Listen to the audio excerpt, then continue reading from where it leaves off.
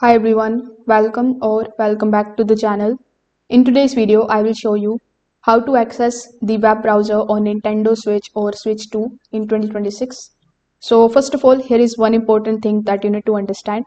Nintendo Switch doesn't have a normal web browser like Chrome or Safari on the home screen, but the Switch does include a hidden internet web browser that is used mainly for Wi-Fi login pages.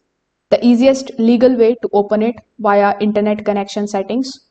So in your Nintendo Switch, simply go to the system settings. In the system settings, you just have to look for the option of the internet.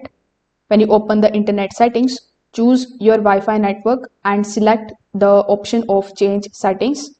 Now you just have to scroll down to the DNS settings and change it from the automatic to manual. In the primary DNS, simply enter a public DNS that can redirect you to the web page. Once you are done, simply save the settings and connect again. When the connection test runs, it may open a browser style page. From there, you can sometimes type a web address or you can even browse the basic websites.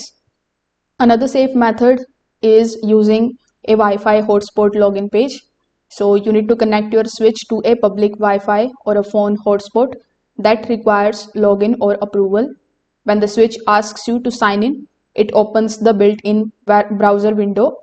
So this is the official browser use case and it works without changing anything risky.